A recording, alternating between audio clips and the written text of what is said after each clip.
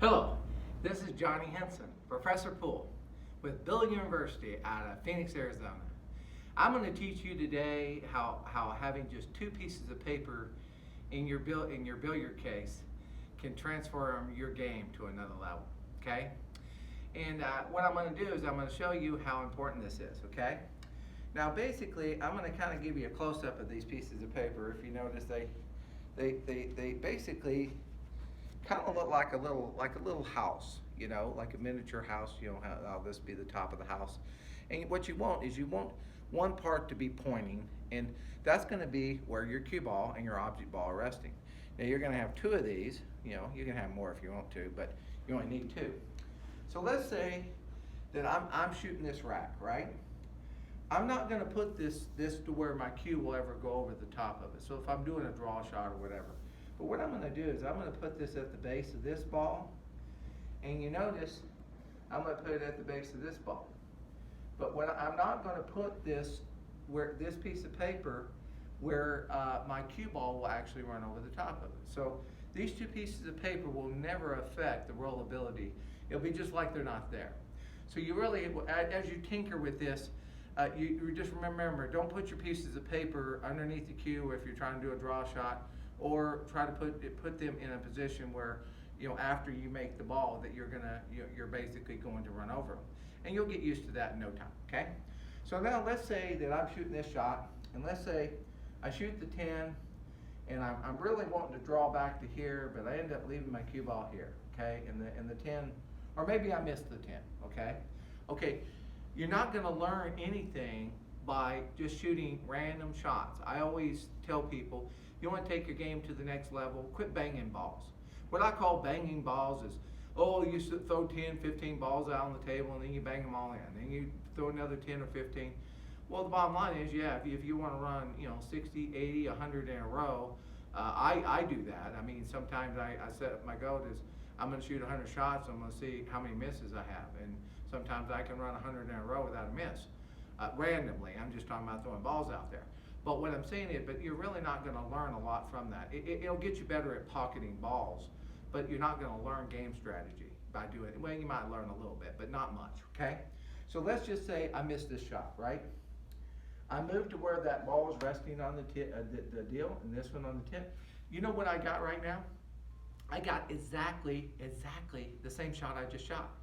So now, all of a sudden, let's say I have to make the 10, but I'm going to have to use more draw off of this to get to this ball. And let's say I really need to leave the ball right here. Well, then let's say now I hit the ball, I hit it perfect, and I draw my cue ball back to here. This ball has gone into the pocket, right? So now I tell myself, where do I need to leave my cue ball? Okay? Well, if I make the 9, I really need to leave my cue ball dead. So let's just say that I put this one right here. And let's say I put this one right here because I don't want it to be where I'm going to be resting.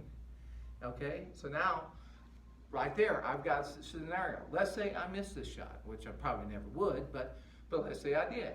Okay, well then you see how you can, if you don't have, I can set this exact same shot up again, because where those little point, where the roof of the house is exactly where that ball is resting on the table.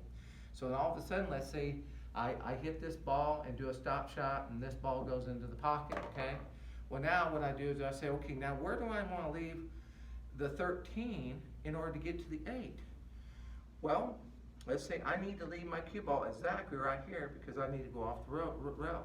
Okay, so basically, I take my piece of paper, and basically I don't want it to where my cue is going to roll over this. So let's say I put this I'm going to make the ball there. So let's say I put it on the high side right here, and I put this one. I can put it anywhere, but I'm going to put it here where you can kind of see what I'm talking about. You see, now if you look at that, now I can shoot this shot 10 times in a row. And as long as I don't move my paper, I can set it up exactly 10 times in a row. So let's say I pocket the 9, you know, I hit the 9, I pocket it, and let's say I roll up here. Well, I'm not going to get on the 8 from there. Well, you know, you could do maybe a spin shot or whatever. But we'll just say in reality, let's say I end up in Egypt, okay? So now I put my ball here, I put my cue ball here. Guess what? I'm gonna shoot the exact same shot again, okay? So let's say I shoot this shot, I make the 9, I come over here, and I roll up, and maybe I'm behind the 5. Well, let's just say I end up there. Well, I'm not gonna probably not even gonna make a hit. So now I put this here, I put this here, right? Let's say this time I hit the 9, I make the 9, I come over here, and I leave it right here, okay? Which is exactly where I needed to hit it. Now, let's say I hit this ball and go over there, but before I shoot this, what? I'm gonna move this to here, and I'm gonna move this I'm gonna move it in a way where I'm not gonna roll over it. But see how you just put that right there? Now I can shoot this shot 10 times in a row, and it's gonna be the exact same shot. So see, you're learning. So what I'm saying is, as you start using these little pieces of paper, and you start resetting up those same shots, let's say that you shoot a shot and you make it. Well, then set it up again. I mean, especially if that's kind of lucky. Okay, well, if you're lucky, well, then set the same shot up again and do it 3-4 times in a row. Oh, okay, now I'm really leaving that cue ball exactly where I want, especially if it was a really difficult shot. So every once in a while, you might have just got lucky, but set it up again, see if you can do it again, okay? So have some fun with this. If you'll practice running around with 2 pieces of paper and to where you can reset up the same shots over and over and over again, it's going to help you know where your problem areas are, but it's also going to help you start learning how to run racks. And as you make mistakes, then you're able to set up the same shot, shoot the same shot, and so you're going to be able to learn from that. So this is an excellent way for you to take your game to another level.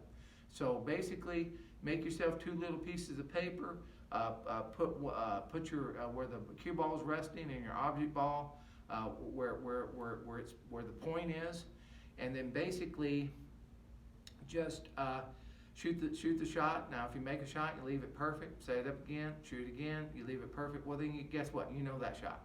Then move on. So anyway, practice running racks like this, and practice trying to leave your cue ball exactly where you want to. And I will promise you, those 2 little pieces of paper, you'll learn a lot from using those 2 little pieces of paper in practice. This is a drill that Willie Mosconi used. He just used a little square piece of paper is what he used. But the thing of it is, but I like the pointing to exactly where the ball is resting. That way it's very precise where you're putting these balls back every time. Okay? Hopefully this has been helpful to you, and good luck and good shooting.